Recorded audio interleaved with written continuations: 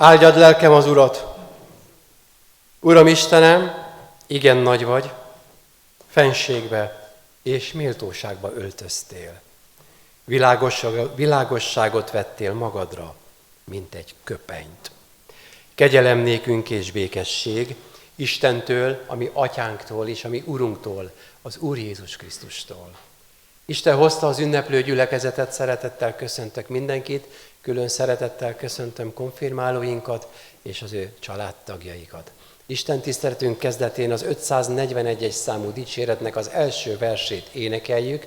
541-es dicséretünk első verse így kezdődik: Jövel, Szentlélek, Úristen!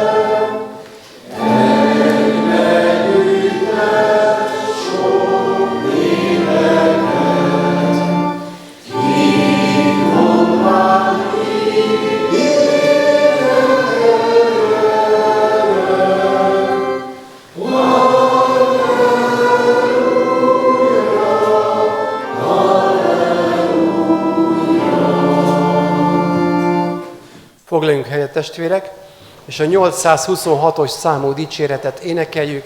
Isten élő lelke, jöjj, áldva a szállj ránk, ennek mind a 4 versét.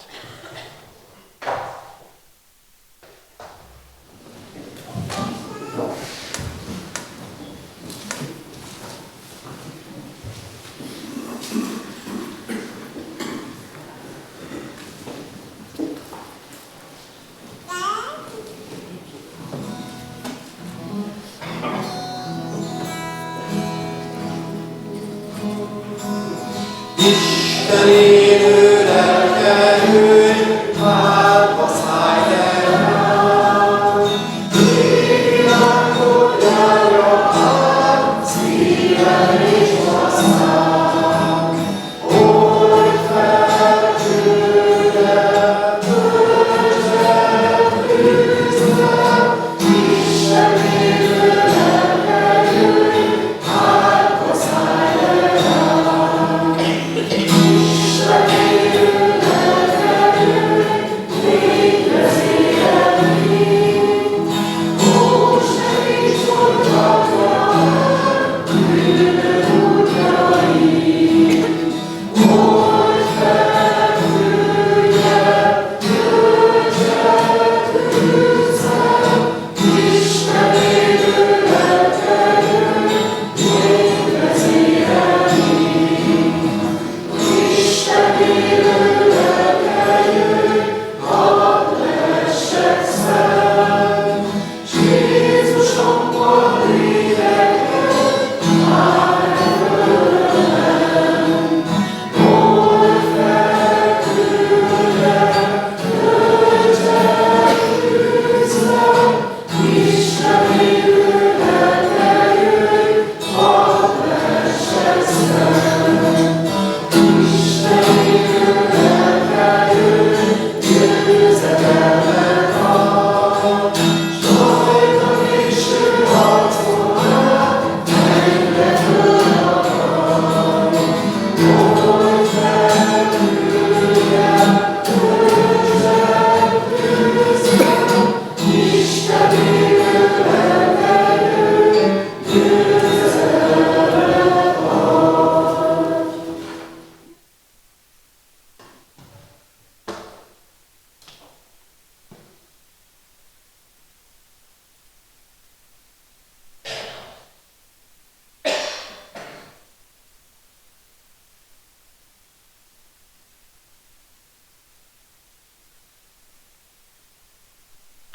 Fohászkodjunk.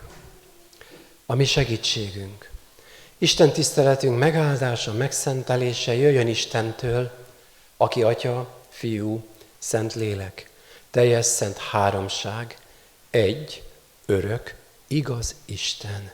Amen. Szeretett testvéreim, Isten igéjét olvasom az apostolok cselekedeteiről írott könyvből, a pünkösd történetének néhány versét. Apostolok cselekedeteiről írott könyv a 2. fejezetének versei. Amikor pedig eljött a pünkösd napja, és mindnyájan együtt voltak ugyanazon a helyen, hirtelen hatalmas szélrohamhoz hasonló zúgás támadt az égből, amely betöltötte az egész házat, ahol ültek. Majd valami lángnyelvek jelentek meg előttük, amelyek szétoszlottak és leszálltak mindegyikükre. Mindnyájan megteltek Szentlélekkel, és különféle nyelveken kezdtek beszélni úgy, ahogyan a lélek adta nekik, hogy szóljanak. Sok kegyes zsidó férfi élt akkor Jeruzsálemben, akik a föld minden nemzetek közül jöttek. Amikor ez a zúgás támadt, összefutott a sokaság és zavar támadt, mert mindenki a maga nyelvén hallotta őket beszélni. Megdöbbentek, és csodálkozva mondták: íme, akik beszélnek, nem valamennyien Galileából valók-e? Akkor hogyan hallhatja őket mindegyikünk a maga anyanyelvén? Hiszen halljuk, amint a mi nyelvünkön beszélnek, az Isten felséges dolgairól. Amen. Gyertek, emeljük szívünket az Úrhoz, és fennállva együtt imádkozzunk.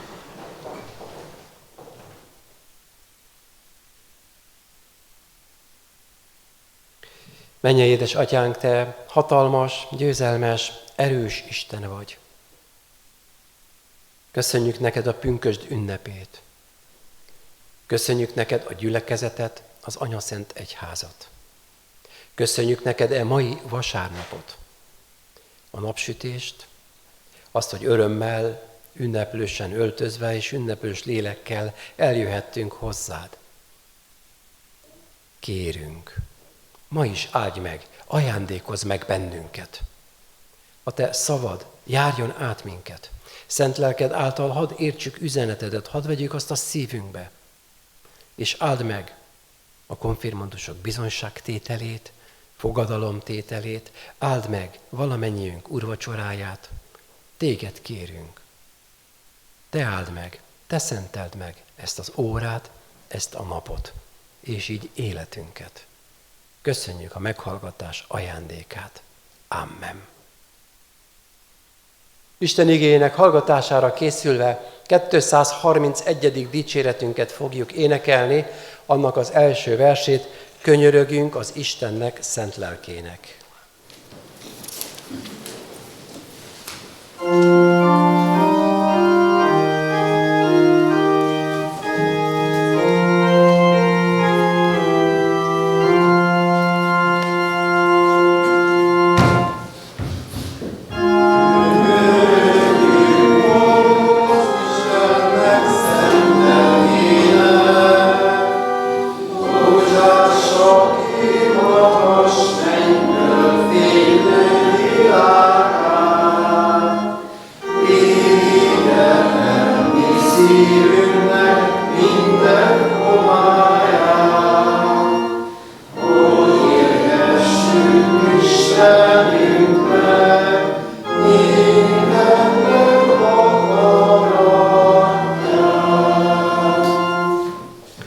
Szeretett testvérek, Isten igéjét olvasom, melynek alapján Urunk üzenetét hirdetni kívánom, mai napi új szövetségi ige szakaszunkból. Pál apostolnak a rómabeli gyülekezethez írott leveléből, a levél 12. fejezetének 4-től 8. terjedő verseit. Mert ahogyan egy testnek sok tagja van, de nem minden tagnak ugyanaz a feladata, úgy sokan egy test vagyunk Krisztusban. Egyenként pedig egymásnak tagjai. Mert a nekünk adott kegyelem szerint különböző ajándékaink vannak. E szerint szolgálunk is. Aki a profétálás ajándékát kapta, az a hit szabálya szerint profétáljon. Aki a szolgálat ajándékát kapta, az végezze szolgálatát. A tanító a tanítást, a vigasztaló a vigasztalást, az adakozó szerénységgel, az előjáró igyekezettel, a könyörülő pedig jókedvel. Amen. Foglaljunk helyet.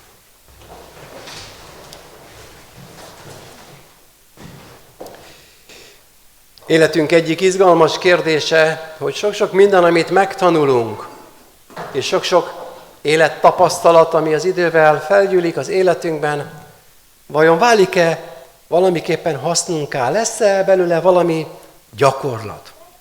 De sokszor kérdés, hogy miért kell megtanulni a két ismeretlenes megoldóképletet, hiszen azóta sem használtuk, vagy az elektronpályákat, hogy most 1-es, 2, 2-es, 2, hogy megy ez sorba, miért is kell ez nekem, lesz-e rá valaha az életbe szükségem?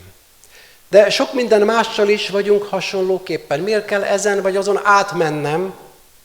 Vajon mi hasznom lesz hosszú távon egy-egy nehezebb életszakaszból, vagy egy-egy megtapasztalásból?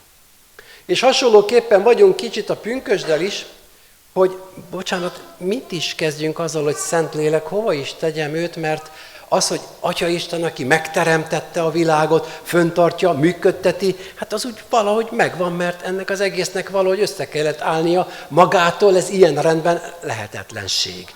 És azóta is működik. Fantasztikusan.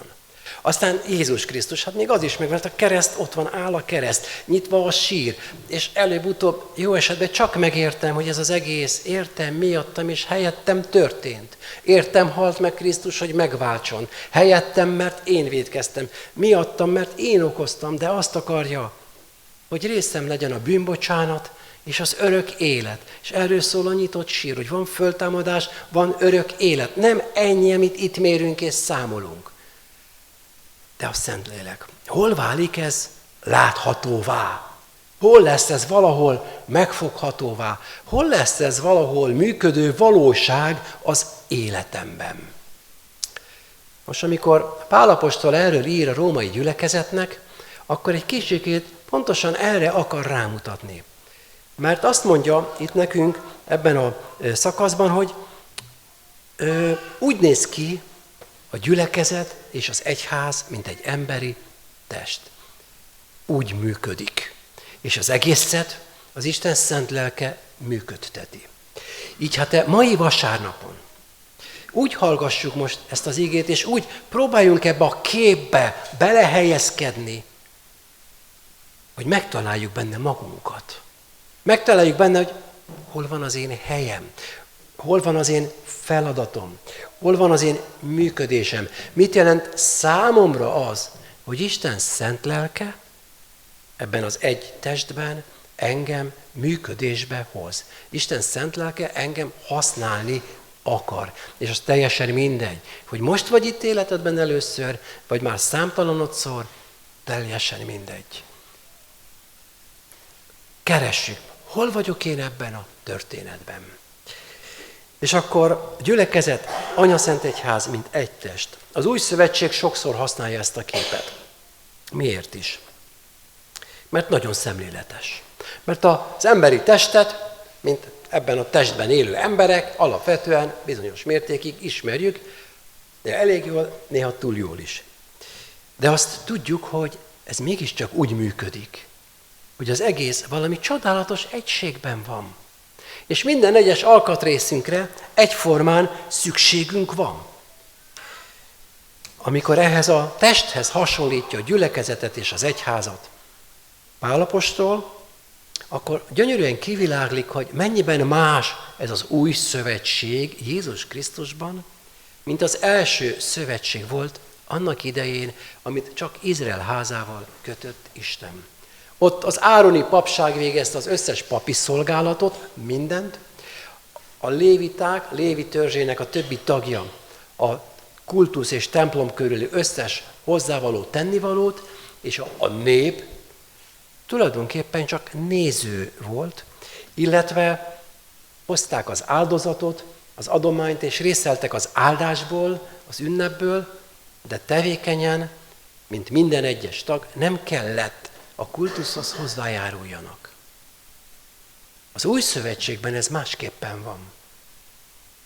Isten az összes szolgálatot, az egész gyülekezeti létet, mint közösségi létformát megosztja velünk. És ezért használja Pál ezt a testképet és test mintát, hogy azt mondja, hogy ahogyan az egész testünk sok-sok tagból áll, minden tagnak megvan a saját maga feladata. Minden tag végzi a maga dolgát, és egyik se különb vagy nagyságosabb a másiknál. Beszélgettünk ittanosok gyerekekkel arról nemrégen, hogy miért kell magázni a felnőtteket. És valaki azt mondja, hogy hát mert felsőbbrendűek. Nem, nincs felsőbbrendűbb. És főleg a gyülekezetben, az Anyaszent Egyházban nincs nagyobb, kisebb.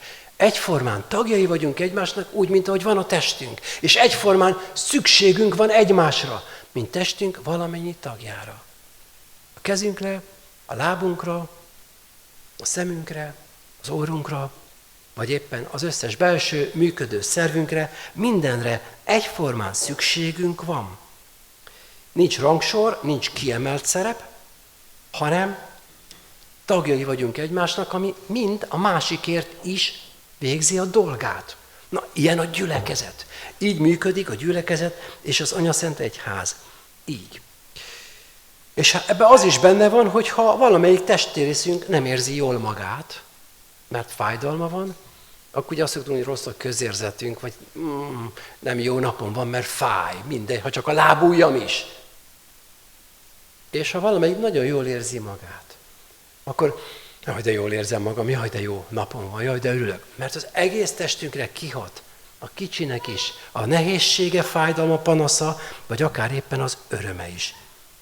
Na ez az, hogy így működik a gyülekezet, így működik az Anyaszent Egyház, hogy Isten szent lelke készé tesz, felhatalmaz, hogy ebbe a működésbe lépjek bele.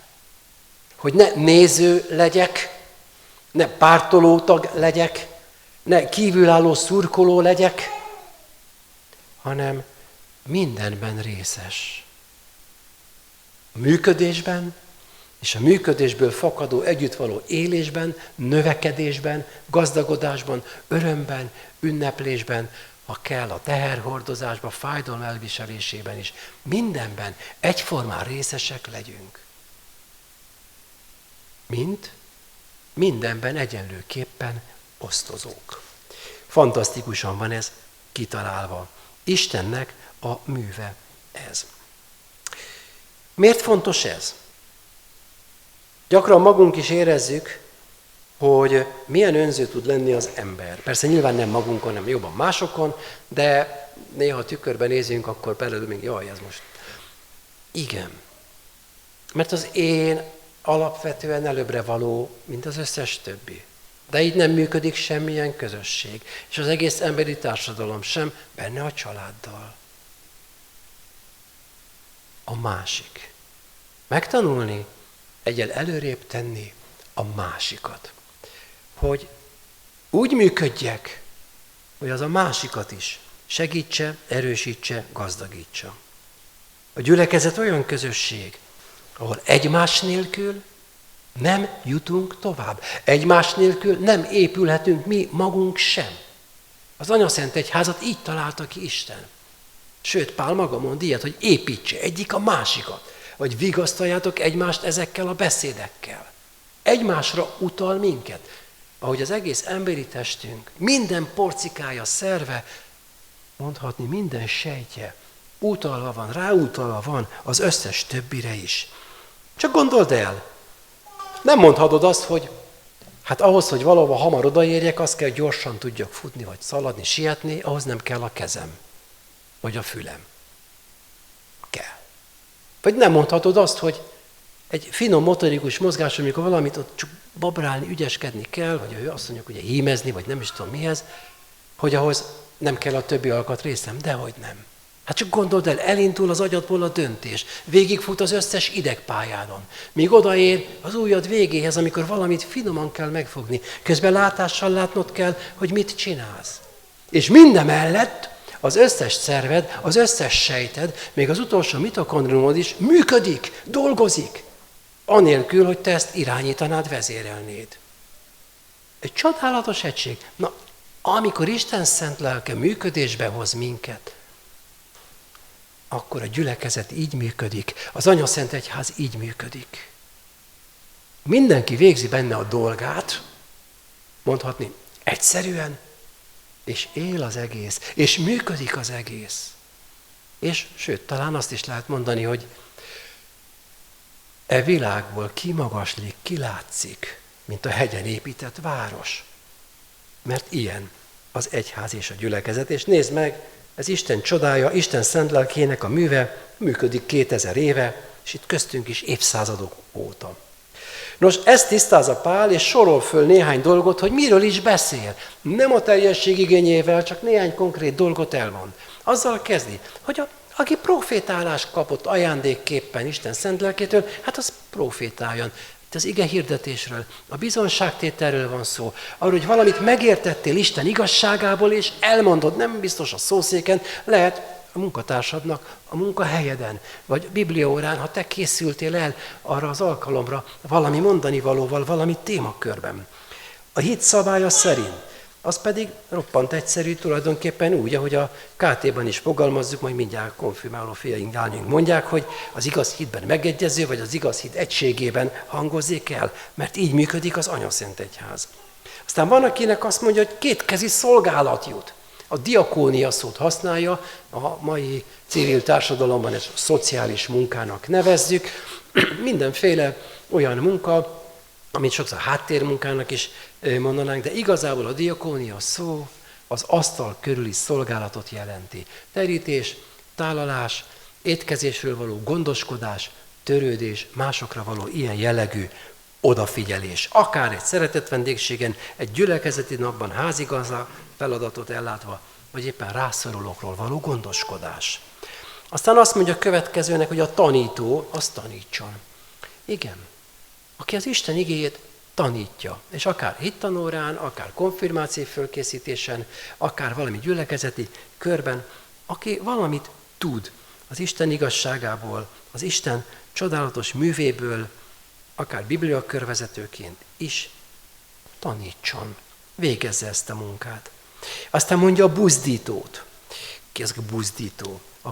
Az a szó szerepel itt, amit Jézus máshol pártfogónak vagy vigasztalónak is mond. Aki melléd áll, aki egy nehéz élethelyzetben a segítséget, hogy aki buzdító, aki vigasztaló, aki bátorító, aki a nehéz életszakaszon átsegítő, megértéssel, meghallgatással, bizonságtétellel, imaközösséggel. Hát az végezze ezt a buzdító szolgálatát, végezze ezt méghozzá, így mondja, hogy vigasztalóképpen, hogy mondhatni a másik szeméről letöröld a könnyet.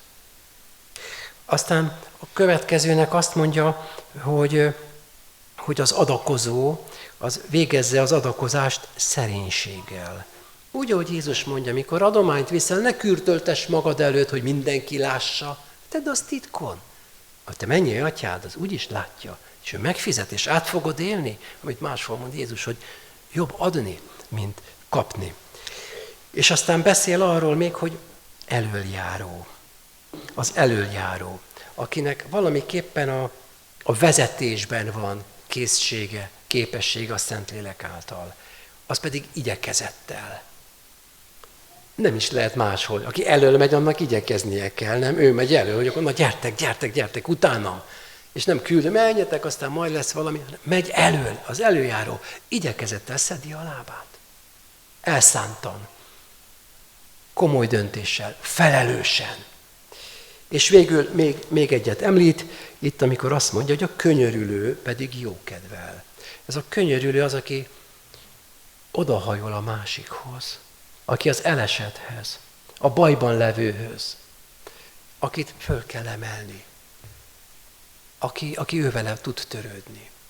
És azt mondja, nem sajnálattal, ó, szegény, nem ítélkezve, ugye megmondtam, ugye ezek könnyen mennek, hanem azzal az örömmel, azzal a jó szívvel, hogy de jó, hogy tehetem. És ez nem véges.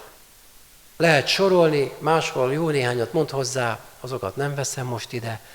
Mindenki megtalálhatja magáét. Keresd is meg. Akinek még nincs meg. És akik úgy érzik, hát még ehhez fiatalok vagyunk. Lehet. De minél előbb megtalálod a helyed, a szolgálatod, annál inkább bent vagy ebben az egy testben. Annál inkább a helyedre kerültél. Annál inkább végre működő lettél. Mondom így, annál inkább hasznos vagy. Sőt, átéled, hogy ez a Szentlélek dolog. Ez nem egy fölfoghatatlan és érthetetlen valami lelkisík, hanem lám, hétköznapi valóság abban, ahogyan illeszkedek a gyülekezetbe, az Anyaszentegyházba, és azzal együtt az egész teremtett világba. Pünkösd a gyakorlatban? Ezt jelenti, megélhetem az életemben, mi az a szolgálati terület, amit rám bíz Isten, hogy én azt örömmel, hálából a kegyelemért végezzem az Anyaszentegyházban. Hiszen ő tesz engem késszé, fiatal vagyok, akár most konfirmáló, vagy idősebb is, hogy megtaláljam a helyem és a rám eső részt a gyülekezet életében. Szeretett testvéreim, akik most konfirmáltok, és mindannyian, akik itt lehetünk, akár régebben konfirmáltak, vagy máshova tartozók is. Ilyen a pünkösd a gyakorlatban. Megértem Isten kegyelmét, mit jelent, hogy Krisztus értem meghalt és föltámadt, és kész vagyok a Szentlélek által szolgálni az én Uramat. Mert nem egymásnak szolgálunk ám igazán. Egymást építjük, az rendben. De az örökkévaló Szent Háromság Istennek szolgálunk, méghozzá úgy, hogy ez a közösség és ez a szolgálat az előszobája annak, amikor ott leszünk, ahol már teljes romolhatatlanság van. Isten szín előtt örökké ünnepeljük őt, a hatalmast. Így kívánok igazi pünkösdöt mindannyiunknak. Isten szent lelke töltse meg a mi szívünket, és legyünk készek arra, hogy felismerve az ő művét és munkáját, örökké szolgáljuk itt, és majd odaát is őt. Amen. A megkezdett 231-es dicséretnek a 3. versével felelünk az ige hirdetésre. 231-es dicséretünknek 3. verse így kezdődik. Te vagy a mi lelkünknek édes vendége.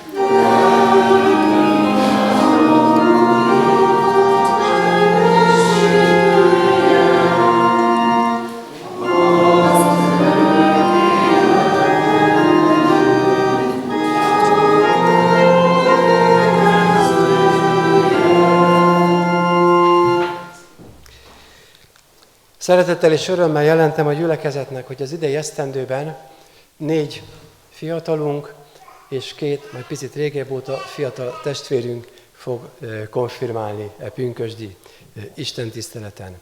A konfirmációjukra készülve, imádságos szívvel az 541-es dicséretnek a 2. versét énekeljük el. 541-es dicséret 2. verse, te szentségnek új világon.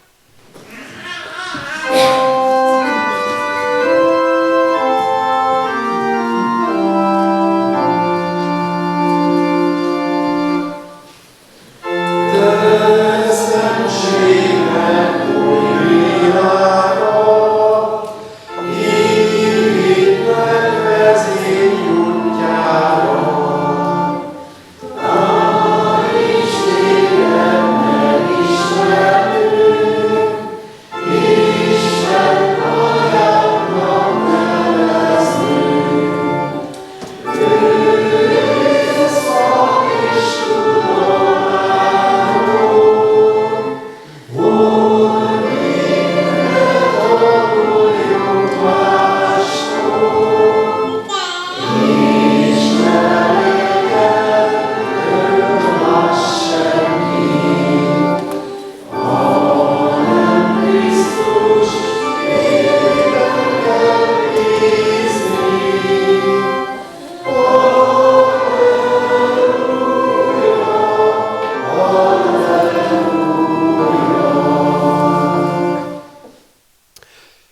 bemutatom a konfirmandusainkat, egyesével mondom az ő neveiket, és kérem szépen őket, hogy ahogy mondom a neveteket, álljatok fel, hogy lásson benneteket a gyülekezet. Somogyi Dóra, Fábián Hunor, Gulyás Márton, Kovács Kolos, aztán Selmeci Kovács Ádám, és Békisiné Virok Szilvia. Köszönöm, és akkor a 4 8-os konfirmandusokat kérem szeretettel, hogy jöjjenek ki ide, hogy bizonságtételüket megtehessék, de az ő bizonságtevésük előtt szeretettel kérem Kovács Kolos testvéremet, hogy a konfirmációért, a konfirmandusunk nevébe gyere és imádkozzál. Könyörülj rajtunk, szárd meg igyekezetünket, hogy szeretetben és igazságban, hitben és alázatosságban hadd kövessünk téged. Adj világos értelmet és érzéket, hadd lássunk téged. Alázatos értelmet és érzéket, hívő értelmet és érzéket, hadd dicséressünk téged. Ámen. Van itt 2 szép mikrofon. Üzembe. Az elmúlt, sok-sok évben jártak ők hittanra, és én azt mondanám, hogy elvileg ők mindent is tudnak, amit csak kellene ahhoz, hogy ők 8. osztályos, már nem gyerek, de még nem is felnőtt, de ennek a határán levő fiatal és érő félben levő szívvel, fejjel, hogy tudjanak. De azért, hogy a gyülekezet is lássa, hogy valóban nem csak melegedni jártak se hittanórára, se KT-órára, néhány hitvallási kérdést fölteszek nekik, amikre ők majd igyekeznek a tudásuk, hitük, reménységük szerint válaszolni. Még egyszer, ne izguljatok, nem kell. Itt mindenki tudja, hogy tisztességgel jártatok, tanultatok, ugye? Igen. Jó, hát akkor vágjunk bele, ne húzzuk az időt. Dóri, szeretettel kérdezlek, mit jelent ez a szó, hogy konfirmáció? A latin szó annyit tesz, megerősítés. Köszönöm. Hogyan szól hozzánk Isten? A természet, a történelem és a lelkiismeret útján. Így van. Hány főrészből áll a Biblia? 2, az Ószövetség és az Új Szövetség. Köszönöm. Mi a Biblia eredeti nyelve? Ószövetség héber, Új Szövetség görög. Így van, nagyon jó. Dóri, mi a Biblia központi üzenete? Isten úgy szerette a világot, hogy az ő egyszülött fiát adta, hogy aki hisző benne el ne vesszen, hanem örök élete legyen. Így van, ezt egyébként megtanultuk angolul is, még 6-ban, de olyan rég volt, most nem vágunk bele. Mert hát, hogy angolul ma mindent is tudni kell, legalább a lényeg legyen meg. Na most egy könnyű kérdés, az apostoli hitvallás hogy szól? Egyedül mondod, vagy segítetek neki? Egyedül. Egyedül, na bátran. Rajta, hiszek. Hiszek egy Istenben, a mindenható Atyában, mennek és földnek teremtőjében, és Jézus Krisztusban, az ő egyszülött fiában, a mi Urunkban, aki fogantatott Szentlélektől, született Szűz Máriától, szenvedett Poncius Pilátus alatt. Megfeszítették, meghalt és eltemették. Alászállt a poklokra, harmadnapon feltámadt és felment a mennybe. Ott ül a mindenható Atya jobbján, onnan jön el ítélni élőket és holtakat. Hiszek a Szentlélekben, hiszem az egyetemes Anyaszent Egyházat, a szentek közösségét, a bűnök bocsánatát, a test feltámadását és az örök életet. Ámen. Köszönöm szépen, nagyon szép volt. Mi a gondviselésbe vetett hit, Marci? Isten szeretetének állandó megtapasztalása. Így van. Kinek a kezében van az életem? A horoszkópom, vagy a feng shui? Isten. Isten, azért mennyi atyám kezében. Így van. No, hát a gondviselés köszönjük meg mindakkor, amikor étkezéskor elmondjuk az asztali áldást. Édes Jézus, légy vendégünk, áldni adtál nékünk. Adj uram, hogy jól essék, Jézus neve dicsértessék. Ámen. Köszönöm szépen, nagyon szép volt. Rendben. Kit küldött Isten a világ megváltására? Szabadított Jézus Krisztust. Köszönöm. Mit vallunk az ő személyéről? Hogy ő egymaga valóságos Isten és valóságos ember. Abszolút így van. Mikor lesz számodra nyilvánvaló a kereszt titka? Amikor Szentlélek megvilágosítja előttem, hogy értem, miattam és helyettem történt a kereszthalál. Így van. Köszönöm. Ez a 3 szó. Rendben. Jézus Krisztus Földi élete utolsó állomása volt. Áldozó csütörtök. Így van, amikor is ő felment a mennybe. Szuper. Kicsoda a Szentlélek? A Szent Háromság harmadik személye, akit az Atyával és a Fiúval egyenlőképpen imádunk. Így van. Hányan tértek meg Péter pünkösdi prédikációt? 3000-en tértek meg. 3000, így lett a pünkösd a gyülekezetnek a Szülinapja. pontos. Köszönöm, születésnapja. Hány sákramentumot szerzett az Úr Jézus volt? 2. Úgy, mint A keresztséget és az úrvacsorát. Így van. Köszönöm. Mi a keresztségben a külső jegykonos? A tiszta víz. Így van. Mi a keresztséghez fűződő ígéret? Aki hisz és megkeresztelkedik, az üdvözül. Pontosan így van. No, mielőtt úrvacsorázunk, hiszen mindjárt jön az életetek első úrvacsorája, hogyan imádkozunk úrvacsora vétel előtt? Isten, légy Isten légy irgalmas, irgalmas nekem bűnösnek. nekem bűnösnek. Pedig te ezt tudod. De menni fog mindjárt együtt is. Kenyérvételekor azt mondjuk, hogy Uram Jézus, Uram Jézus, a te megtöretett szent tested érdemében részeltes engemet szegény bűnös szolgálat. pontosan így van. Nem kell izgulni, mondom, már felén túl vagyunk. Pohárvételekor ugyanezt Uram csak Jézus, pohárral. Uram Jézus, a te kinyitatott szent véred érdemében részletes engem szegény bűnös szolgálat. Így van. És úrvacsora után pedig áldja. Áldjad én lelkem Urat, és el ne feledd, hogy mennyi jót tett érted. Tökéletes. Köszönöm. Úrvacsorához is van ígéret, azt mondja Jézus, aki eszi. Aki eszi testemet és issza véremet, az üdvözöl. Így van, annak örök élete van, pontosan. Anyaszent Egyház. Ugye pünkösd a gyülekezet az Anyaszent Egyház születésnapja. Mit hiszünk az Anyaszent Egyházról? Ugye hiszem, hogy Isten fia, Hiszem, hogy bátran. Mióta? Mikortól kezdve a világ? Kezdetétől, világ végéig. világ végéig, az egész emberi nemzetségről. Mi által? Szent lelke is. Igéje által. Igény által. Mit gyűjt egyben magának egy kiválasztott Gyülekezetet. Tehát abban vagyunk, így van. Mi közöm ehhez? Az, hogy ennek én is milyen tagja vagyok. Élő Tagja vagyok. Meddig? Mindörökké. Mindörökké. Igen, köszönöm. 10 parancsolat. Hogy szól az első? Én meg az Úr, a te Istened. Én az Úr vagyok, az Isten. Igen. Jó. Lapozom. Második parancsolat. Emlékezz meg a nyugalom napjáról is Az az a harmadik. Oké, Jó, ne akkor csinálj. ne csinálj magadnak bálványszobrokat, Így és van, és ne ne imádd. azokat. Jön a harmadik. Ö, Nem mond. Ne mondd ki hiába Isten nevét. Így van. Negyedik. Miről emlékezünk meg minden vasárnap? Emlékezz meg a nyugalom napjáról. Így van.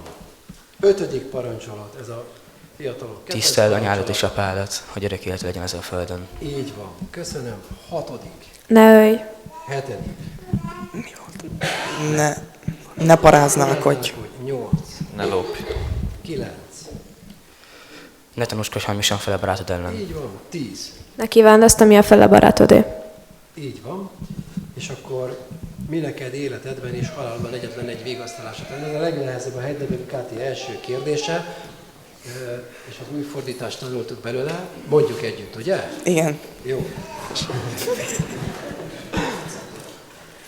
Tehát ez úgy szól, az új fordítás. Nekem is lesnem kell, mert én még a régit tanultam, és összekeverem. Az, hogy mikrofont vegyetek elő. Testestül, lelkestül, Akár élek, akár halok, nem az önmagam, hanem az én hűséges Uramnak és megváltónak, Jézus Krisztusnak a tulajdona vagyok. Ő drága vérével minden bűnömért maradéktalanul megfizetett, és az ördög hatalmából megszabadított, úgy megőriz, hogy mennyei atyám akarata nélkül egy hajszál sem hullhat le a fejemről. Sőt, mindennek üdvességemnek kell szolgálnia. Ezért Szent lelkével bizonyságot ad örök életemről, és szív szerint készé és hajlandóvá tesz arra, hogy szüntelenül neki éljek. Így van. Kolost, még kérdezem, hány éves a templomunk, mikor épült? 1785. Így van. Akkor most hány éves? Sok.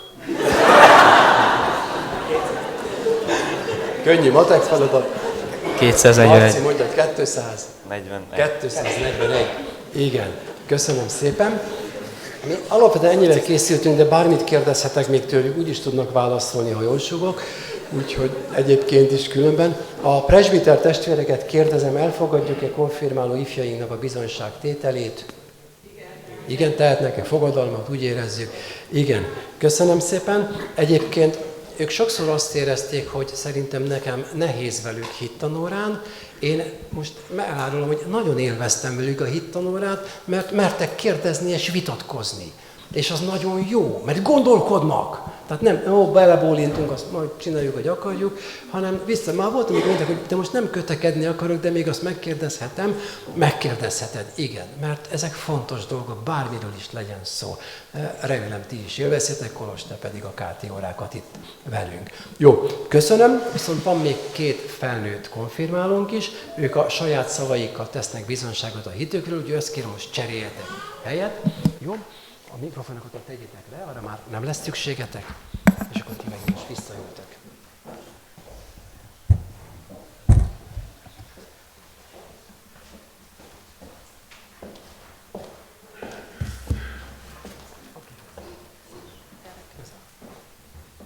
Ja. Áldás, békesség, sziasztok! Békessinél Virok Szilvia vagyok, és hát a múlt héten a tiszteletes úr arról beszélt, hogy ő egy kicsit később csatlakozott az egyházhoz, ő később tett szintén konfirmációt, és ő volt utána a táborban a rövidnadrágos fiú, akit úgy megjegyeztek. Most azt hiszem, itt én vagyok a rövidnadrágos fiú. Én olyan családban nőttem föl, ahol a keresztény alapértékek mentén lettem felnevelve, viszont mi templomban nem igazán jártunk. Hittanórán életemben nem voltam, egy képes bibliát kikönyörögtem édesanyámtól, amikor gyerek voltam, de így nagyjából ennyi volt. Aztán, amikor hát férjhez mentem, gyerekeim lettek, jöttünk templomba, mert a férjem családja, ők hívő reformátusok, és a gyerekeket is úgy ebben a szellemben szerettük volna nevelni. Ők jártak hittanra, máig járnak hittanra, a 2 nagylányom, ők már konfirmáltak, és akkor úgy automatikus volt, hogy én is karácsonykor, húsvétkor, pünköskor, ezek szokásos ünnepeken csatlakozok hozzájuk, de úgy különösebben nem éreztem azt, hogy gyakrabban kellene jönnöm. Aztán úgy szép lassan alakult ez, hogy néha mondtam a férjemnek, hogy na most te maradsz otthon a kicsikkel, most én jövök templomba, mert éppen olyanom van. És ugye egyre több lett ez az alkalom, egyre több ilyen alkalom lett, és szépen lassan így folytam bele a gyülekezet életébe, azt hiszem, és nem is gondolkodtam el azon, hogy ez miért van, egészen addig, amíg a legkisebb fiamnak volt a keresztelő előtti megbeszélése, vagy ilyen beszélgetés tiszteletes úrral, ahol feltette a kérdést, hogy konfirmáltam-e már. És mondtam, hogy még nem. És gondolkozok-e rajta? Mondtam, hogy hát eddig nem gondolkodtam, de lehet, hogy akkor most majd fogok. És akkor ez így a szöget ütött a fejemben, de úgy éreztem, hogy én ettől még azért messze vagyok. És vártam, hogy megérjek erre a dologra, erre a döntésre. És úgy soha nem éreztem azt, hogy ennek itt van az ideje, de aztán egyszer csak idén volt egy ilyen lehetőség, hogy egyszer csak mondta tiszteletes úr, hogy lesz felnőtt konfirmáció, és akkor nekem egy ilyen szikra jött, hogy na, ez az én alkalmam. Picit úgy voltam szerintem ezzel a dologgal korábban, mint az emberek, sokan a gyerekvállalással, hogy nem merik ezt a lépést megtenni, mert mindig azt gondolják, hogy még nem elég érettek rá. Aztán, amikor egyszer csak ott van, akkor meg rájönnek, hogy ja, egyébként ez így megy. És hát nekem egy ilyen átkapcsolás volt ez az alkalom, de azt gondolom, hogy régebb óta érett ez, csak még nem éreztem, vagy nem tudtam róla inkább.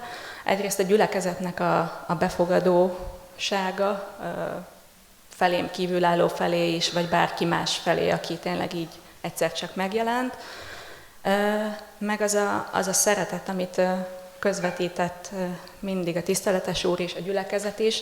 Nekem az, ami nagyon-nagyon megfogott itt az egész közegben, Istennek a feltétel nélküli szeretete.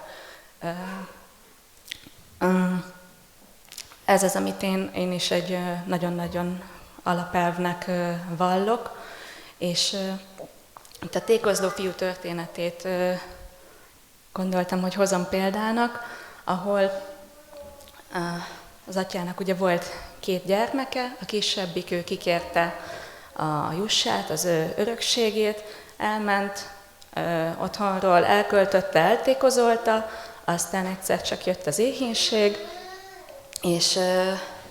és akkor már nem is maradt neki pénze, nyomorban élt, még a disznó moslékot se kapta meg, és akkor jött rá arra, hogy neki otthon az atyánál még sokkal jobb lehetne, és ezzel jött neki is egy ilyen átkapcsolás, hogy ő most már igazából nem feltétlen érdemli meg az apja szeretetét, viszont mégis megpróbál bocsánatot kérni, és visszamegy, ha más nem, akkor béresnek vegyék őt fel. És visszament, és az apja, amikor meglátta, akkor elébe szaladt, és mielőtt a fia bármit mondhatott volna neki, ő egyből eltölelte, és azt, mielőtt bármi tényleg bocsánatot kérhetett volna a fiú, az apja már megbocsátott, és örült neki, hogy ott volt. Felöltöztette szép ruhába, megetette, ünnepséget rendezette számára. És ugye ekkor jött haza a nagyobbik legény, aki ez alatt a sok év alatt végig ott volt, hűségesen szolgálta az apja minden kérését, dolgozott neki, és számon kérte az apját, hogy hát én miért nem kapom ugyanazt a bánásmódot, értem, még soha egy kecskegidát nem öltél le, akkor ez hogy van ez? És akkor az apja neki ezt mondta, hogy ő a nagyfiának a mindenét odaadja, mindenét megosztja vele, de neki a kisebbik fia az meghalt, és most feltámadt, és visszajött hozzá, és ezt kell ünnepelni, hogy megtért. És itt mind a 3 nézőpontot én nagyon-nagyon magamévának vallom. Egyrészt a kisebbik fiút, aki egyszer csak tényleg vissza tudott térni, aki megérkezett, és meg is tudott alázkodni, ha arról volt szó, és visszatért a gyökereihez.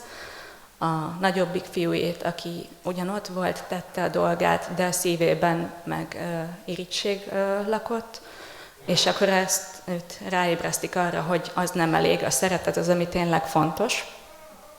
És az atya, akinek tényleg nem kell, hogy bármit mondjanak, nem kell, hogy bármit csináljanak, ő tényleg feltétel nélkül tud szeretni, és azt gondolom, hogy most egy olyan világban élünk, ahol ez egy nagyon-nagyon fontos mondani való, hogyha valaki kéri ezt a szeretetet, vagy igazából nem is feltétlen kéri, de ha ott van, akkor szeressük, és kérdés nélkül tudjunk neki megbocsátani. És ezt vallom az életemben, és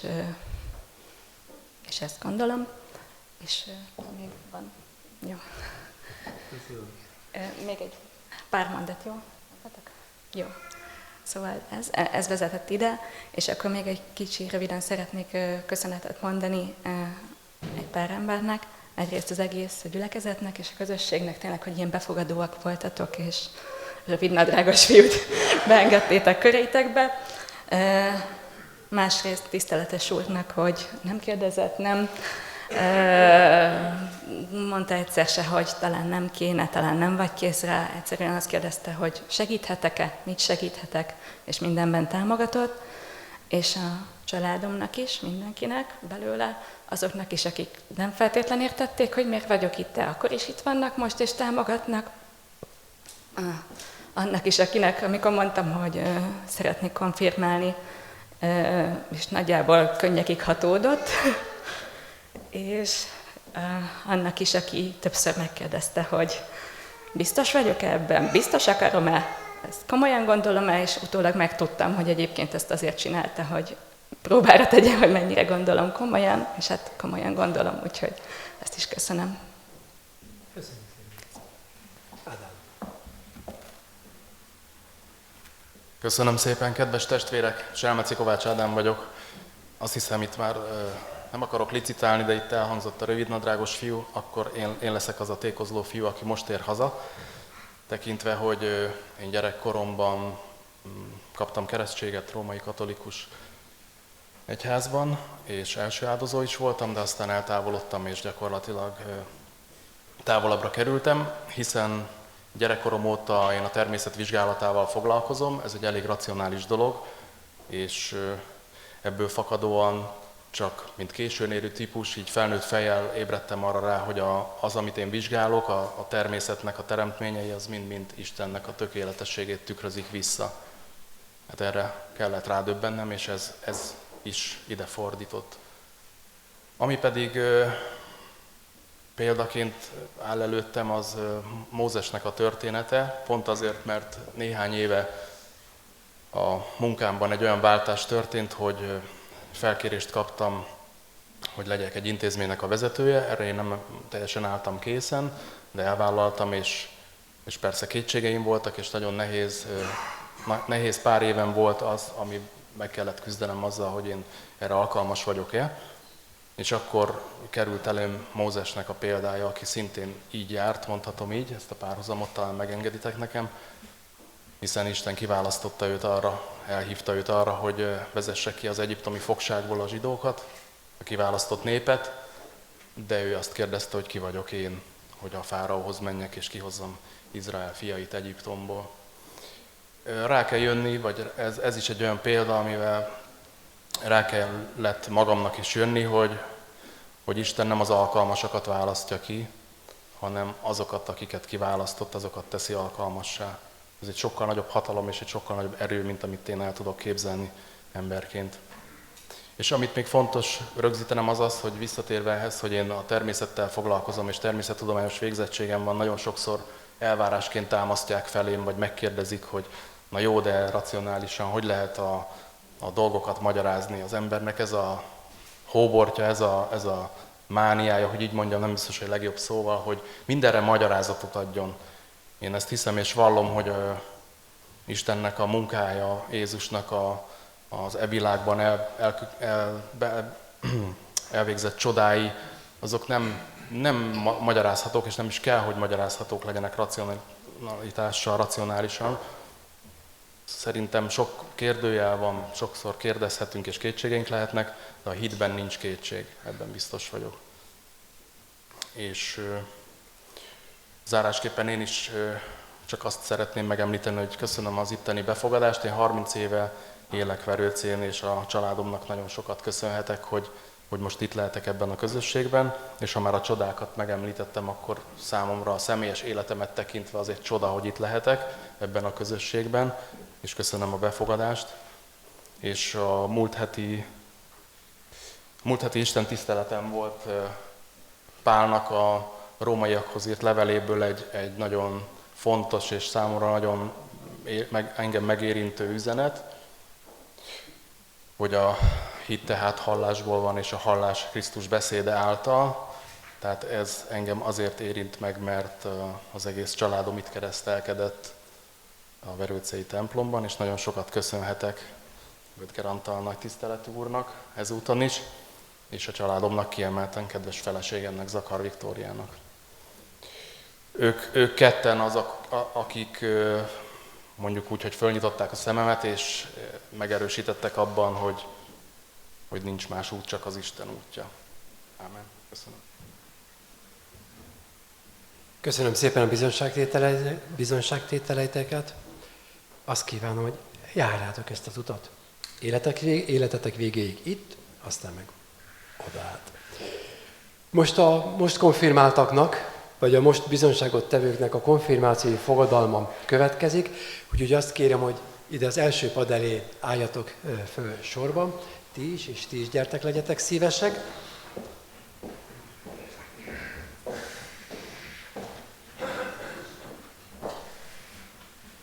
És mielőtt a konfirmációi fogadalmukra kerülne sor, egy kivételével mindjárt meg vannak keresztelve, Kolost viszont most fogom megkeresztelni, ezért olvasom a szereztetési igét, ahogyan Jézus a keresztséget szerezte. Ezt mondta: nekem adatott minden hatalom mennyen és földön, elmenve azért tegyetek tanítványokká minden népeket, megkeresztelve őket az Atyának, a Fiúnak és a Szentléleknek nevében, tanítva őket, hogy megtartsák mindazt, amit én parancsoltam nektek, és íme én veletek vagyok minden napon a világ végezetéig. Kolos, kérdezlek, kész vagy-e elfogadni Isten szövetségét és a Szent Keresztség által a keresztény anyaszentegyház tagjává és Jézus Krisztus követőjévé lenni? Feleld a Szentlélek segítségével, igen.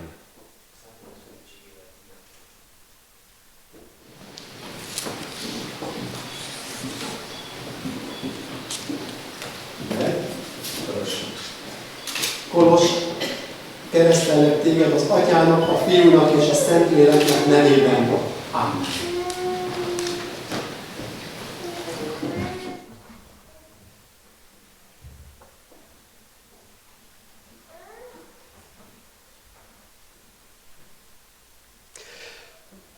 Most pedig, miután mindnyájan részesedtetek a keresztség sákramentumában, kérlek benneteket, hogy kötelezzétek el magatokat Isten és egy gyülekezet előtt Jézus Krisztus követésére és református keresztény anyaszentegyházunk iránti hűségre. Arra kérlek benneteket, a jobb kezeteket tegyétek a szívetekre, és azt követően mondjátok utána a konfirmációi fogadalmat. Én előre fogom mondani azt először, hogy én, utána kérem, hallhatóan mondjátok a neveiteket, a gyülekezet pedig fennállva legyen tanulja a fogadalomtételnek. Én Fábián Imar,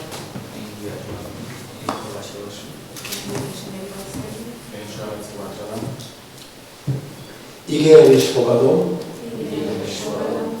hogy Jézus Krisztusnak igaz követője, református keresztény anyaszent egyházunknak egész életemben hűséges, úrvacsorával rendszeresen élő, szolgáló és áldozatkész tagja leszek. Amen.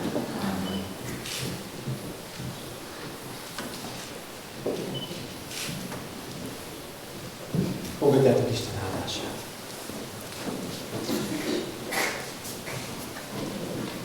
A hit tehát hallásból van, a hallás pedig Krisztus beszéde által. Amen.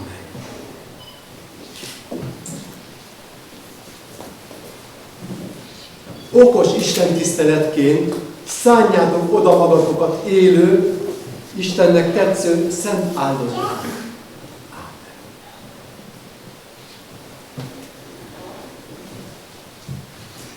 Senkinek se tartozzatok semmivel, csak azzal, hogy egymást szeressétek, mert aki szereti a másikat, betöltötte a törvényt.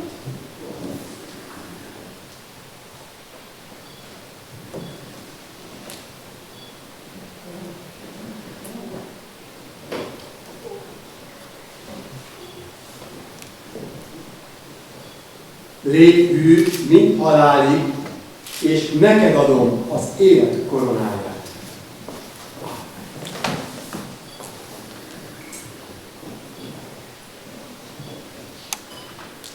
A reménység Istene pedig töltsön be titeket a hitben teljes örömmel és békességgel, hogy bővölködjetek a reménységben a Szent Lélek ereje által.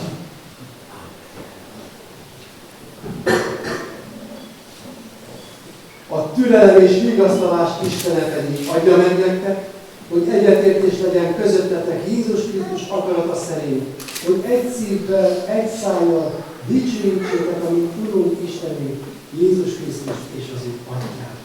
Amen.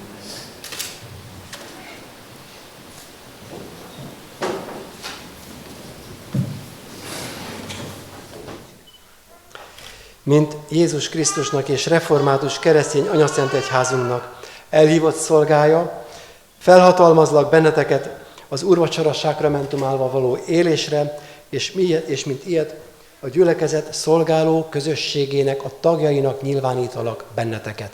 Isten hozott minnyájatokat gyülekezetünkben, Anyaszent Egyházunkban.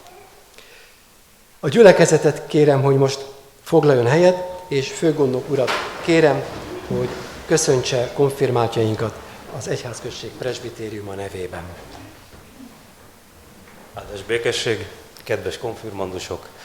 Nagyon nagy szeretettel köszöntünk benneteket egyházközségünkben, és magam is a presbitérium nevében köszöntelek benneteket itt. Én kívánom nektek, hogy legyetek részese az Úrtól való kegyelemben, és legyen áldás életeteken. Nagy szeretettel várunk benneteket itt, bármikor számíthattok a presbitériumra, gyülekezetünkre. Isten áldjon benneteket.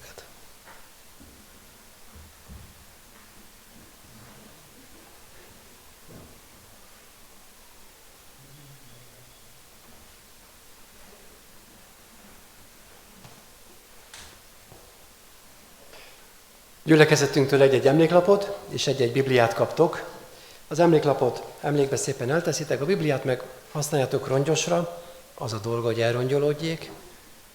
Engem a múltkor majd néztek, hogy a Biblia órán kiszállt egy lap, csak hogy letettem. Nem baj, hadd szálljon. Tehát dolg.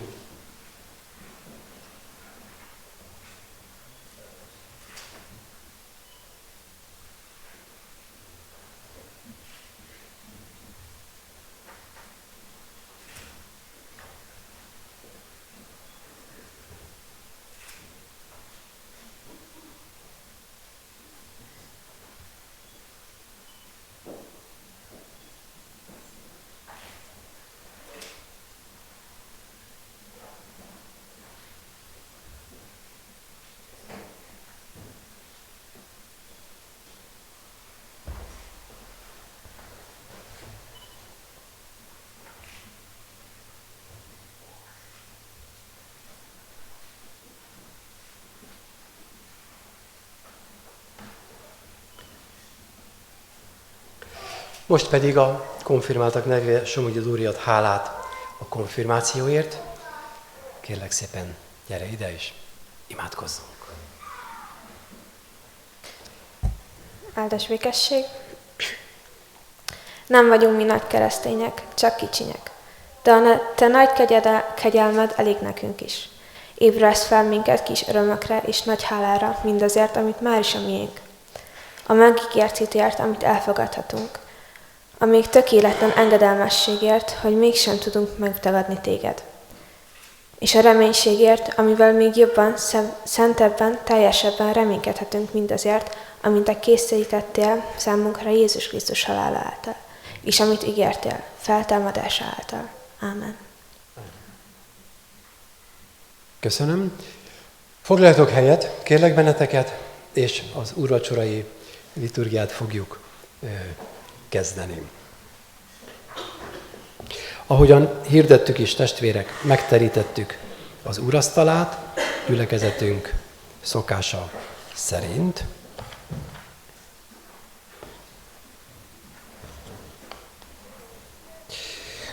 Olvasom az úrvacsora szereztetési igéit. Ezt mondja az ige, így ír Pál. Én az Úrtól vettem, amit át is adtam nektek, hogy az Úr Jézus azon az éjszakán, amelyen elárultatott, vette a kenyeret, hálát adott és megtörte, majd ezt mondta, vegyétek, egyétek, ez az én testem, mely ti rettetek, megtöretik, ezt cselekedjétek az én emlékezetemre. Hasonlóképpen vette a poharat is, miután vacsoráltak, és ezt mondta, e poháram az új szövetség az én vérem által, ezt cselekedjétek, valamennyiszer isszátok az én emlékezetemre. Mert valamennyiszer eszitek e kenyeret és isszátok e poharat, az Úrnak halálát hirdessétek, míg eljön. Ámen. Gyertek, emeljük szívünket az Úrhoz, és fennállva imádkozzunk. Mennyei édesatyánk, köszönjük, hogy asztalt terítettél nekünk, még akkor is, ha méltatlanok vagyunk. De olyan jó, hogy te nem a méltatlanságunkat nézed, hanem bűneinket eltörlöd, tiszta szívet adsz, megújítasz, megáldasz. Köszönjük, hogy így lehetünk most előtted. Fogadd hát imádságunkat, melyben elmondjuk, Kérjük, könyörülj rajtam én Istenem a te kegyelmességed szerint, és töröld el az én bűneimet. Tiszta szívet teremts bennem, és az erős lelket újítsd meg bennem. Amen. Megvalva együtt a mi hitünket, mondjuk el együtt az apostoli hitvallást. Hiszek egy Istenben, mindenható Atyában, mennynek és földnek teremtőjében, és Jézus Krisztusban, az ő egyszülött fiában, a mi Urunkban, aki fogantatott Szentlélektől, született Szűz Máriától, szenvedett Poncius Pilátus alatt. Megfeszítették, meghalt és eltemették. Alászállt a poklokra. Harmadnapon feltámadt a halottak közül, fölment a mennybe, ott ül a mindenható Atya Isten jobbján, onnan jön el ítélni élőket és holtakat. Hiszek Szentlélekben, hiszem az egyetemes keresztény anyaszent egyházat, a szentek közösségét, a bűnök bocsánatát, a test feltámadását és az örök életet. Amen. Bűnbánattartásunk és hitvallástételünk után feleljünk a következő kérdésekre. Hiszitek-e, hogy ebben a sákramentumban adja nekünk az Úr Jézus Krisztus a Szentlélek által bűneink bocsánatára és lelkünk örök üdvösségére az ő szent testének s vérének jegyeit? Feleljük. Hiszem és vallom. Hiszem és vallom. Hiszitek-e, hogy ez szent vacsora az Úr Jézus Krisztussal és az ő szent egyházába való közösségnek és a megszentelt életnek jele és pecsétje? Feleljük. Hiszem és vallom. Hiszem és vallom. Ígéritek-e, hogy hálából odaszánjátok magatokat élő, szent és Istennek kedves áldozatul? Feleljük, ígérem és fogadom. Ígérem és fogadom. Most én, mint az én Uramnak, Jézus Krisztusnak elhívott szolgája, hirdetem ti nektek bűneitek bocsánatát és az örök életet, amelyet megáld a mi Urunk Istenünk ingyen kegyelemből az ő szent fiáért mindnyájunknak. Amen. Foglaljunk helyet. Az úrvacsora rendje úgy lesz most, hogy elsőképpen most konfirmáltak fognak úrvacsorázni, és azt követően a gyülekezet. Ők ki fognak most ide állni előre, és viszem nekik először a kenyeret, és azt követően majd a kelyhet visszük. Utána pedig a gyülekezet, amikor ők leülnek, a gyülekezet rendje az lesz, hogy először a nekem jobb kéz felől, aztán szemben, és a bal kéz felől ők jönnek majd az úrvacsora jegyekért. Az úrvacsora vétel alatt majd az 590-es és a 726-os dicséreteket fogjuk énekelni, de csak amikor a teljes gyülekezet fog úrvacsorázni. Most úgy lesz, hogy kiállnak a most konfirmáltak, elmondjuk velük az imádságot, és kapják az úrvacsorai jegyeket. Úgyhogy kérlek benneteket, hogy jöjjetek ide-vissza ebbe a sorba.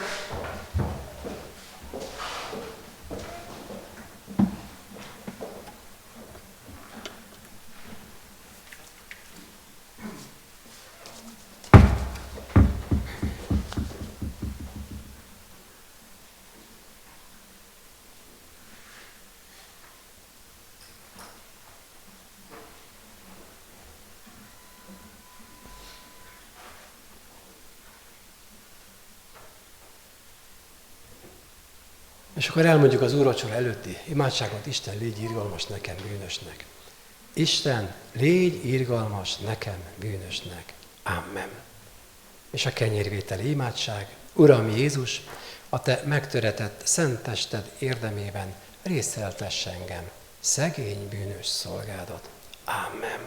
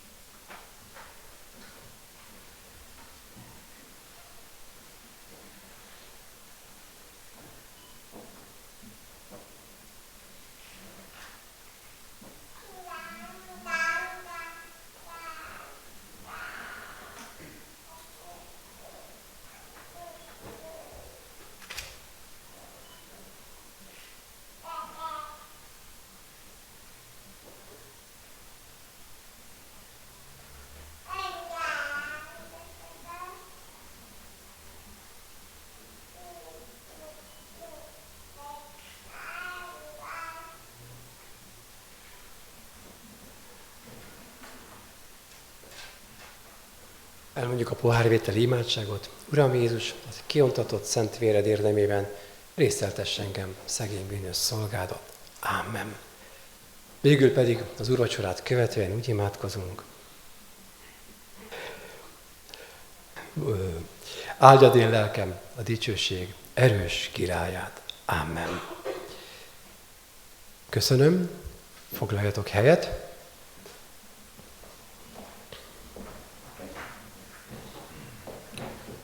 És akkor várunk szeretettel mindenkit az úrvacsorai közösségben, aki szeretné az ő hitét, a reménységét az Úr Jézus Krisztusban megerősíteni, az úrvacsora jegyeivel is megpecsételni. 590-es dicsérettel kezdünk, az egyháznak a Jézus a fundamentuma. Amen.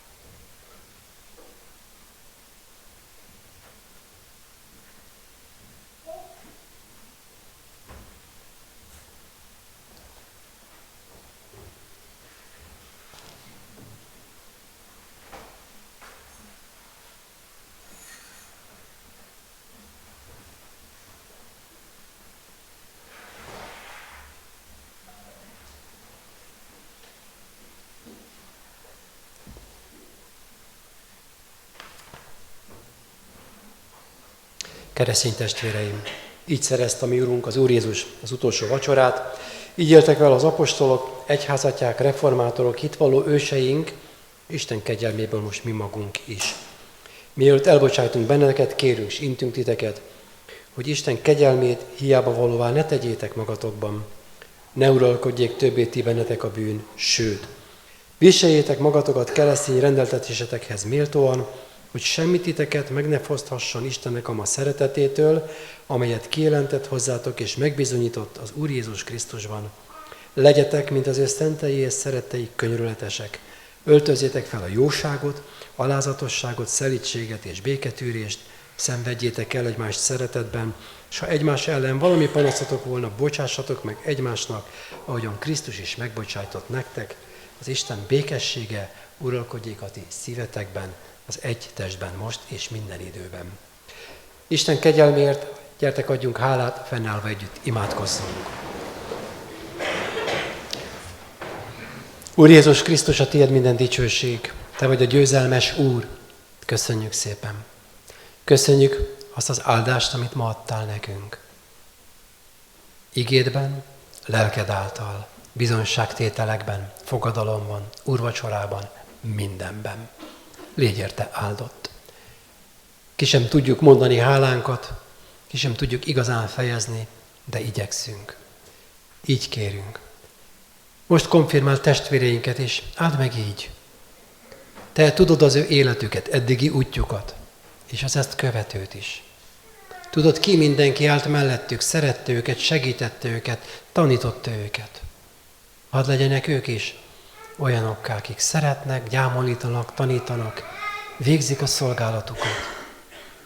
És áld meg mindannyiunkat, hogy valóban az az egy test legyünk, aminek te megálmodtad a gyülekezetet, az Anyaszent Egyházat. Hadd tudjunk így működni a te dicsőségedre mindenkor. De te azt is tudod, hogy vannak nehézségeink, vannak betegeink. Gyógyítsd őket. Olyan is, ki nem gyógyulhat tán. Nálad van minden, te vagy a gyógyító. Cselekedj hatalmasan az ő életükben is. És vannak gyászolóink. Te tudod vigasztalni őket a földtámadás és örök élet reménységében. Tedd meg, kérünk. És bárkinek bármi gondja, terhe, bánata volna, te könyörülj felettünk. Hozzád jövünk, Urunk, esőért. Tudjuk, hogy 0% meg 1-2 van egy következő napokra, de a te hatalmadban van. Ha jónak látod, akár itt, akár az országban, bárhol, te adj esőt földjeinkre, kertjeinkre, erdeinkre. Mindent a kezedbe teszünk. A tiéd legyen mindenért a dicsőség, áldj meg bennünket ez ünnepben, áldj meg bennünket a családi asztaloknál, áldj meg bennünket majd az előttünk álló hétben való munkáinkban. Köszönjük, hogy kérhetjük. Köszönjük, hogy remélhetjük. Amen. Együtt mondjuk el az Úrtól tanult imádságot. Mi, Atyánk, aki a mennyekben vagy, szenteltessék meg a te neved, jöjjön el a te országod, legyen meg a te akaratod, amint a mennyben, úgy a földön is. Minden napi kenyerünket add meg nekünk ma, és bocsásd meg vétkeinket, miképpen mi is megbocsájtunk az ellenünk vétkezőknek.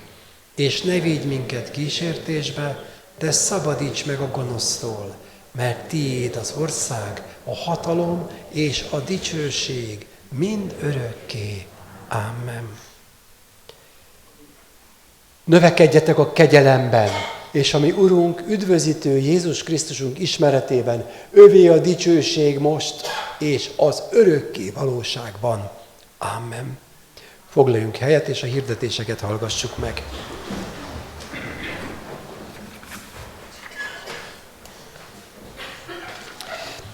Hirdettem az adakozás lehetőségét, Isten igéje mondja a korintusi levélben, adományotok úgy legyen készen, mint hála áldozat, nem pedig, mint kényszerű adomány.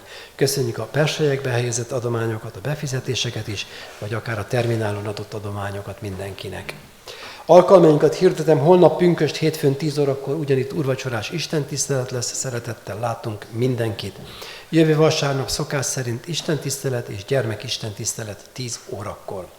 Gyülekezeti családi napot tartunk június 7-én, tehát 2 hét múlva. Ezen a családi napon szeretnénk egyrészt megemlékezni a Trianonról, másrészt pedig szeretnénk megemlékezni Csele József tanítóról, és majd megkoszorozzuk az ő emléktábláját. Ezért úgy fog kinézni június 7-én az Isten tiszteletünk, hogy az Isten tisztelet keretében Bethlen Farkas testvérünk beszél a Trianonnal kapcsolatosan, iskolás diákjaink közül lesznek néhányan, akik verssel szolgálnak közöttünk, tanárnő fog a Csele Józsefről emlékezni, istentiszteletet követően megkoszorozzuk az ő emléktábláját, majd lesz egy kis műsor a színpadon, néptáncosok, fiatalabbak és felnőttebbek, Cantus Beatus fog énekelni, 3 kézműves testvérünk fog kicsi vásárt rendezni, egy kosaraszles, egy természetes gyümölcsleves és egy mézes, és ezt követően pedig itt a templom udvarban egy közös ebédet fogyasztunk el, ami addigra pont délre meg fog főni. Ha valaki bármivel is szívesen hozzájárul ezekhez, azt köszönettel fogadjuk, lehet pénzadománnyal is, illetve lehet iratkozni is néhány dologra, a kávéra, üdítőre, süteményre, de ha valaki nem iratkozik, úgy is hozhat. A iratkozás kint van a fali újságon, most éppen lebegteti a húzat. Nem tudom, Viki, kérhetem, hogy jegyezd esetleg? Köszönöm majd, kifele menet, ha valaki szívesen jelentkezik bármire, hogy szívesen hoz, azt köszönettel vesszük. Még egyszer, ez június 7-e, vasárnap. Családi hétvégénk lesz július 3-tól 5-ig péntek, szombat, vasárnap Balatonfüreden a református üdülőben. Családosan 2-3 generációval lehet jelentkezni, még most lehet, a részleteket szívesen mondjuk azoknak, akik kérdezik, most azzal nem húzom az időt. Az elmúlt hétre visszatekintve szomorú szívvel kell hirdessem, el kellett temessük Kristóf István testvérünket május 18-án. Kérjük és kívánjuk az élőisten vigasztalja az egész családot, vigasztalja mindnyájunkat. Illetve szomorú szívvel kell hirdessem, halottunk is van, Berki István testvérünk hunyt el, őt május 26-án, tehát kedden fogjuk 4 órakor temetni. Mindannyiunkat a föltámadás és örök élet reménységében vigasztaljon mindenható Urunk. Megérkezett a Karakter magazin legfrissebb száma, ingyenes, egy házkeletünk kiadványa, aki szívesen viszi és olvassa, vagy van kinek ajándékozza, kérem bátran vigye, illetve az iratterjesztésben nagyon sok szép kiadvány és ajándéktárgy kapható. Végül magam és családom nevében is szeretnék kívánni mindenkinek Istentől gazdagon megáldott pünkösd ünnepet. A záróénekünk a megkezdett 541-es dicséretnek az utolsó verse lesz, 541-es dicséret utolsó verse, azt követően pedig a szózat fog következni.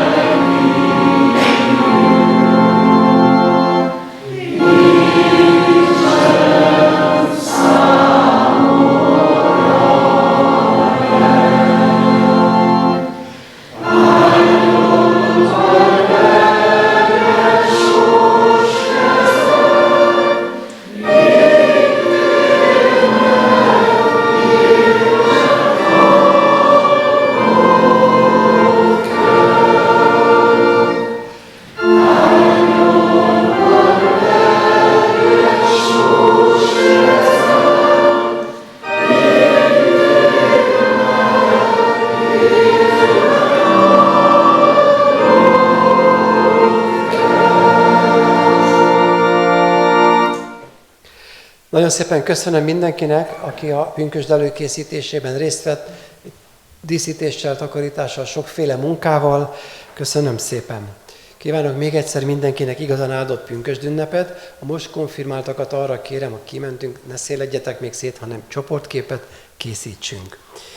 Ahogyan egy testnek sok tagja van, de nem minden tagnak ugyanaz a feladata, úgy sokan egy test vagyunk Krisztusban, egyenként pedig egymásnak tagjai. Isten velünk, viszontlátásra!